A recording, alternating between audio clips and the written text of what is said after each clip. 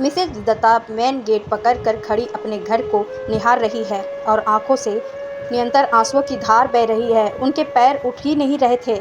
ऐसा लग रहा था कि मन भर भारी हो गए हैं। चलिए मम्मी, जल्दी कीजिए वरना पहुंचने में बहुत देर हो जाएगी, और आप जानती हैं कि हाईवे पर रात को गाड़ी चलाना बहुत मुश्किल होता है।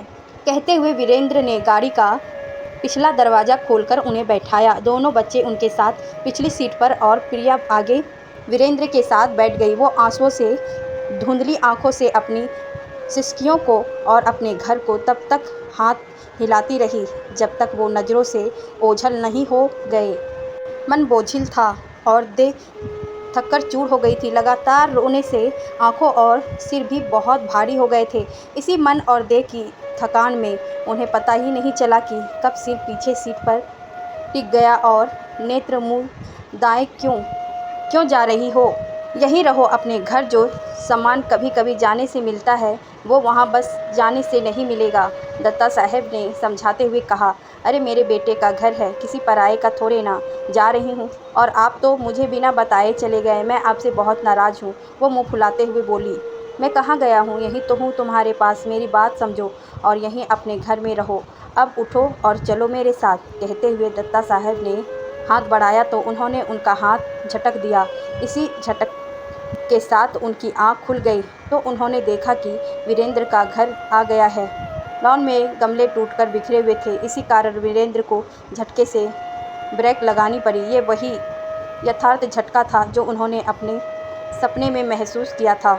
घर पहुंचते ही आराम कुर्सी पर बैठकर उन्होंने सिर पीछे टिका दिया। उनके मन से सपना अभी ताज़ा ही था और वो उसे समझाने की कोशिश कर रही थी कि प्रिया उनके साथ हाथ में चाय का कप देते हुए बोली। मम्मी, आप हाथ मुंह धोकर चेंज कर लीजिए, मैं खाने की तैयारी करती हूँ। बच्चे इतने थके थे कि बिना कुछ खाए पिए ही सो गए। उन्होंने भी भूख कहाँ थी। किसी तरह एक पराठा चाय के साथ निगलकर लेटने चली गई। इस पूरे समय दत्ता साहब का वो सपना उनका पीछा करता रहा और वो उसका अर्थ समझने में असफल रही। और इसी अधेर-बुन में कुछ उम्मीदी सी हालात में सुबह हो गई। अगले दिन आदतन जल्दी नींद खुल गई और वो फिर उसी सपने की सोच में डूब गई। शुरू के दिन अच्छे थे। प्रिया हर काम के लिए पूछती थी और बच्चे भी अम्मा अम्मा कहकर आसपास ही मंडराते रहते थे। वीरेंद्र भी ऑफिस जाने से पहले और लौटने के बाद उन्हीं के पास रहता था। धीरे ही सही मगर उनका रूटीन भी वापसी पटरी पर आने लगा और वो भी घर को अपना समझकर अधिकारों का प्रयोग करने लगी। वहाँ सबके बीच उन्हें अच्छा ही लग रहा था, पर फिर भी उन्हें वहाँ बहुत बोरियत होती थी। सुबह जिस घर में रेलवे प्लेटफॉर्म सी हलचल रहती थी, 9 बजते बजते वहाँ एकदम सुन्नापन बरस जाती थी। फिर वो बालकनी में फूल पौधों को देखते और सड़क पर आती जाती गाड़ियों को देखते हुए समय काटती और सबके आने का इंतज़ार करती रहती थी। उस दिन सबके जाने के बाद जब वो बालकनी में जाकर बैठी तो हल्की से फुहार पड़ी रही थी। ये मानसून की हल्की फुहार उन्हें बेहद अच्छी लगती थी। कुछ देर यूं ही उन बूंदों को हाथों से उछालते और उनके कोमल स्पर्श को महसूस करते उनका चाय पीने का मन करने लगा। वो उठी और चाय का दूध निकालने के लिए उन्होंने फ्रिज खोला तो वो सामान से ठसाठस भरा था।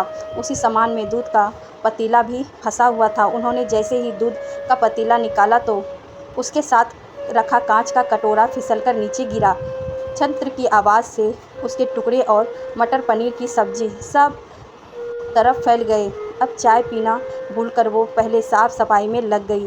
फ्रिज कई दिनों पुरानी सब्जियां, कई तरह के गुथे आटे, पुराने ब्रेड, खट्टे होते ही दही और अध सड़े फल सब्जियों से फटा पड़ा था। उन्होंने सूंघ-सूंघकर सारी बासी सब्जियां और आटे का अंदाज़ा लगाकर उन सबको हटाया। दोपहर को प्रिया और दीसू के आने तक वो फ्रिज का कायाकल्प कर चुकी थी। प्रिया ने आते ही हाथ मुंह धोकर फ्रिज की तरफ बढ़ते हुए बोली, आप लोग आ जाइए, मैं खाना गर्म कर रही हूँ। फ्रिज खोलते ही प्रिया असमंजस की स्थिति में थी। उसने पूरा फ्रिज छान मारा पर उसमें आटा और मटर पनीर की सब्जी कहीं नहीं थी। उसे बार बार फ्रिज में सामान रखते और निकालते देखकर उन्होंने पूछा, क्या हुआ, क्यों परेशान हो? क्या ढूंढ रही हो? मम्मी जी, वो आटा और मटर पनीर की सब्ज़ी नहीं मिल रही। प्रिया ने कटोरे के ढक्कन उठाकर चेक करते हुए कहा। बेटा, वो तो मैंने हटा दिए हैं। सब्ज़ी और पनीर दोनों महक रहे थे, पर वो तो मैंने संडे को ही तैयार किए थे। संडे यानी 3 दिन पहले? पर ये तो ठीक नहीं है। ये तो बीमारियों को न्योता देना है। घर पर हम 4 ही तो लोग हैं। रोज़ ताज़ा बनाने में अधिक समय लगेगा, उन्होंने प्रिया को समझाते हुए कहा। मेरे लिए संभव नहीं है मम्मी। मैं सुबह की गई, दोपहर में लौटती हूँ। फिर मेरी कटी है, मेरा पार्लर है, ये मेरा भी टाइम है। इसके बाद समय ही कहाँ बचता है। तो मैं रोज़ खाना नहीं बना सकती, इसलिए मैं पूरे हफ्ते का खाना एक ही बार तैयार करके रख देती हूँ। वैसे देसु और वीरेंद्र को भी इससे कोई परेशानी नहीं है। प्रिया के स्वर में तल्खी थी। मिसेज दत्ता का मन एक सप्ताह का रखा खाना खाने की कल्पना मात्र से घिन्न हो गया था, पर उन्होंने स्थिति को संभालते हुए कहा, कोई बात नहीं प्रिया, पहले तुम अकेली थी, अब मैं भी हूँ, तो खाना बनाने में तुम्हारी पूरी मदद करूँगी। प्रिया ने उनकी बात का कोई जवाब नहीं दिया और उस समय सबने मैगी खाई। उस दिन रात का खाना भी प्रिया ने बाहर से ही ऑर्डर किया। मिसेस दत्ता को ये सब सामान्य ही लगा। वो प्रिया की नाराज़गी समझ नहीं पाई। वो तो बेटे बहू के घर को अपना ही मान रही थी, जहाँ उन्हें भी कहने और कराने का अधिकार था। अगले दिन सबके जाने के बाद वह किचन की सफाई में जुट गई। उन्होंने चीनी, चायपत्ती और मसालों को डब्बों को अपने हिसाब से लगाया, ताकि ये रोज़मर्रा का सामान उनकी पहुंच में रहे। ये सब काम निपटाते तक प्रिया और दंसू को आने का टाइम हो गया। एक बार उन्होंने चमचमाती किचन को देखा और अपने आप से कहा, आज तो मुझे समय का पता ही नहीं चला। वो मन ही मन घर का हिस्सा बनकर बहुत खुश थी। तभी दरवाजे की घंटी बजी। उन्होंने बड़े उत्साह से दरवाज़ा खोला और दिशु के हाथ से बस्ता लेते हुए प्रिया से बोली, तुम लोग हाथ मुंह धो लो, आज मैंने खिचड़ी बनाई है। प्रिया ने कोई प्रतिक्रिया नहीं दी और वो सीधे किचन में चली गई। मिसेज दत्ता भी दो बोल प्रशंसा के सुनने की ललक में प्रिया के पीछे होली। वो खाने की प्लेट निकालते समय बार बार प्रिया की तरफ देख रही थी कि शायद वो कुछ कहे, पर उसने कुछ नहीं कहा। वो मन महसूस कर रह गई। खाने के बाद वो कमरे में आराम करने चली गई। वो दिन भर की इतनी थकी थी कि लेटते ही कब आंख लग गई उन्हें पता ही नहीं चला, और जब पता चला तो शाम के 7 बज चुके थे। प्रिया और वीरेंद्र के बीच तेज बहस हो रही थी और शायद उसी से उनकी नींद खुल गई थी। तुमने आज भी खाना बाहर से ही मंगवाया है? मैं ये रोज़ रोज़ बाहर का खाना नहीं खा सकता, वीरेंद्र झल्ला रहा था। ये बात तुम अपनी माँ को समझाओ, प्रिया ने भी तेज़ आवाज़ में कहा। इसमें माँ कहाँ से आ गई और उन्होंने क्या किया है? क्या किया है ये तुम उन्हीं से पूछो। उसने क्या पूछना है, तुम ही बता दो। क्यों बात को बढ़ा रही हो? इसके आगे सुनना उन्हें अच्छा नहीं लगा कि उनकी वजह से बहू बेटे में कलह हो रही है, पर उसके बाद घर में और सबके व्यवहार में कुछ तो बदल गया था, जो वो समझकर भी नहीं समझ पा रही थी। उस दिन के बाद रविवार तक घर में खाना बाहर से ही आता रहा और फिर रविवार वाले दिन प्रिया ने मेहरी के साथ मिलकर फिर सप्ताह भर का खाना बनाकर फ्रिज में भर दिया और किचन का सामान यथावत कर दिया। इस पूरे समय ना प्रिया ने उनसे कुछ कहा और ना ही कोई शिकायत ही की। वो वैसे भी कम ही बोलती थी। जो कुछ भी मुखर था वो उसके हाव भाव और काम थे जो उसकी नाराज़गी दर्शाते थे। मिसेस दत्ता को दिशु से बहुत स्नेह था, शायद उसे भी हो, पर वो कच्ची उम्र की बच्ची थी और उस पर उसकी माँ का प्रभाव इतना अधिक था कि उस वृत्त के बाहर उसे कुछ ज़्यादा ही समझ नहीं आता था। उन्हें दिशु की सहेलियाँ भी बिल्कुल पसंद नहीं थी। वो नाइट स्टेट के नाम पर हर कुछ दिन में आ धमकती थी और दिशु की अनुपस्थिति में उसकी बुराइयां करती थी। उन्होंने दिशु को समझाने का प्रयास किया तो उसने कहा, आजकल ऐसी ही सहेलियां होती हैं। जिन सहेलियों और दोस्तों की बात आप करती हैं वो कहानियों में होते हैं। बहुत कोशिश के बाद भी ये बात उनके गले नहीं उतरी थी। उन्हें तो मिसेस शर्मा, सरोज और अपनी बाकी सखियाँ याद आने लगी, जो सुख दुख में उनके साथ खड़ी रहती थी।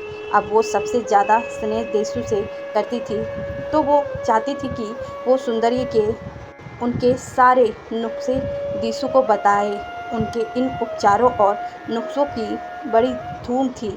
आसपास की सभी लड़कियां उनसे टिप्स लेने आती थीं। उन्हें याद था कि टीना शादी से पहले रंगत निखारने के लिए उनसे कोई नुस्खा लेने आई थी और उनके बताए मशहूर दाल और चंदन के उटपटांग कमाल कर दिया था। मुरझाई सी रंगत वाली टीना अपनी शादी तक पहचान में ही नहीं आ रही थी।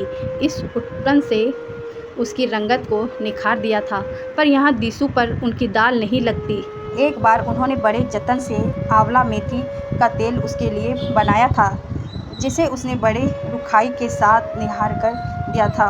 उनका मन एकदम रुहासा हो गया था। उन्हें टीना, शर्मिला और आंवला ये सब लड़कियां याद आने लगी जो उनके पास इन्हीं उपचारों के लिए मंडराती रहती थी। वीरेंद्र भी अब कभी कभी ही उनके पास आता था और वो भी औपचारिक हालचाल ही पूछता था।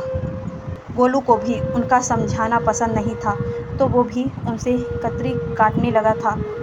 इस पूरे घर में सिर्फ रानी का आना ही उनके राहत का समय होता था। रानी का घर का काम निपटाते हुए उनसे बातें करती रहती थी, पर वो ज़्यादा देर के लिए नहीं रुकती थी। वो रोबोट की तरह अपना काम निपटाती थी। उसे बाकी घरों में भी काम करना होता था। ऐसे में उन्हें टीकाराम याद आता था, जो दत्ता साहब के कल चले जाने के बाद सर्दियों में लॉन की गुनगुनी धूप में और गर्मियों में एसी की ठंडक में उनकी कुर्सी के पास बैठा उनके पाँव दबाता हुआ अपने गांव और बचपन की बातें करता रहता था। पर यहाँ वीरेंद्र के यहाँ तो अकेलापन और रुखाई की ज़्यादा थी। उन्हें अच्छे से याद है, वो रविवार का दिन था। वो हमेशा की तरह कमरे में अकेली रामायण पढ़ रही थी। धीरे धीरे दिन बीतने लगा। वीरेंद्र, प्रिया, दिशु और गोलू सब व्यस्त थे। सबके अपने अपने प्रोग्राम थे और वो किसी में भी फिट नहीं होती थी। दिशु की सहेली के जन्मदिन की पार्टी थी, गोलू का क्रिकेट मैच था, प्रिया की किट्टी थी और वीरेंद्र का क्लब जाना था। मतलब सबके कार्यक्रम सुबह से तय थे। मैसेज दत्ता अकेले बैठे बैठे रुक गई तो बाहर आकर हॉल में बैठ गई कि कोई तो दिखेगा। घर की हलचल में प्रिया न सही परोक्ष ही शामिल होगी। बाहर आकर देखा तो सब तैयार थे। मम्मी, दरवाज़ा बंद कर लीजिए और हाँ, आपका खाना खा रखा हुआ है, अगर ठीक लगे तो रोटी बना लीजिएगा, मुझे लेट हो रही है, हम शाम तक लौट आएंगे, प्रिया ने कहा और बिना उनकी प्रतिक्रिया का इंतजार किए चारों निकल गए। वो चुपचाप उठी और दरवाज़ा बंद कर लिया। सिर उठाकर घड़ी की तरफ देखा तो 2 बज रहे थे। अब उन्हें तेज़ भूख लग रही थी। आज सुबह से उन्होंने सिर्फ चाय पी ली थी। एकादशी का व्रत जो था, उन्हें लगा शायद किचन में प्रिया कुछ व्यवस्था करके गई होगी। जाकर देखा तो फलाहार का कोई प्रबंध नहीं था। आलू मटर की सब्जी कुकर में थी और थोड़ा आटा गुथा रखा था। उनका मन भर आया और वो मुंह में थोड़ी चीनी डालकर और पानी पीकर वापस अपने कमरे में लौट आई। पता नहीं कब बैठे बैठे आंख लग गई और जब खुली तो घंटी की आवाज़ से जो लगातार बज रही थी। उन्होंने किसी तरह दरवाज़ा खोला तो देखा दिशु और प्रिया थे। गुलाबी ड्रेस और खुले बालों में दिशु बहुत सुंदर लग रही थी। उसे देख उन्हें काजल की याद आ गई। उन्होंने बढ़कर उसके गाल सहलाने चाहे तो उसने चेहरा दूसरी तरफ करते हुए कहा, मम्मा, कितनी बार कहा है कि एक चाबी अपने या मेरे पास रखा करो और आप हैं कि सुनती ही नहीं और किसी को भी चाबी देकर चली देती हैं। किसी को भी? मैं किसी को भी नहीं हूँ। वो अवाक प्रिया का चेहरा देख रही थी। प्रिया के चेहरे पर कोई भाव ना दिख रहा। उनका मन कौशला हो गया। वो चुपचाप अपने कमरे में चली गई। सुबह से भूखे पेट अब सिर दर्द करने लगा था तो वो मन मारकर उठी कि बहू से कुछ फलारी बनाने को कहे। बाहर निकली तो देखा कि तब तक गोलू और वीरेंद्र भी लौट आए थे। सब शायद कहीं जाने के लिए तैयार हो रहे थे। कहीं जा रहे हो वीरू? उन्होंने पूछा। हाँ मम्मी, हम मूवी जा रहे हैं, आने में देर हो जाएगी। आप रानी से काम करवाने के बाद दरवाज़ा बंद कर लीजिएगा, वीरेंद्र की जगह प्रिया ने जवाब दिया। उसने कुछ और पूछते ही नहीं बना और रानी के जाने के बाद वो वही हॉल में सोफे पर बैठ गई। उनका मन बेहद उदास था और कई तरह के सवाल जवाब उनके मन में उठ रहे थे। क्या इसी अपेक्षा और अकेलापन के लिए वो यहाँ आई थी? ये सवाल बार बार उनके मन में कौंध रहा था। शाम के 6 बज रहे थे। उन्होंने अधिक देर करना ठीक नहीं समझा और तुरंत घर वापसी की टिकट बुक करके मिसेस शर्मा को फ़ोन किया। मिसेस शर्मा, मैं रात 9 बजे तक पहुंच रही हूँ। मैं आज व्रत हूँ, क्या तब तक कुछ हो पाएगा? कुछ नहीं, बहुत कुछ हो पाएगा। मैं और सरोज भी व्रत ही हूँ। आप तो बस जल्दी से आ जाइए, साथ में व्रत खोलेंगे। मिसेस शर्मा की आवाज़ में उत्साह स्पष्ट था। उनके उत्साह और स्नेह में मिसेस दत्ता के मन को मिठास से भर दिया और फिर तो उनके हाथों को जैसे पंख लग गए और उन्होंने झटपट अपना सामान बांधा और टैक्सी की राह देखने लगी। आज उन्हें सपने का अर्थ समझ में आ गया था।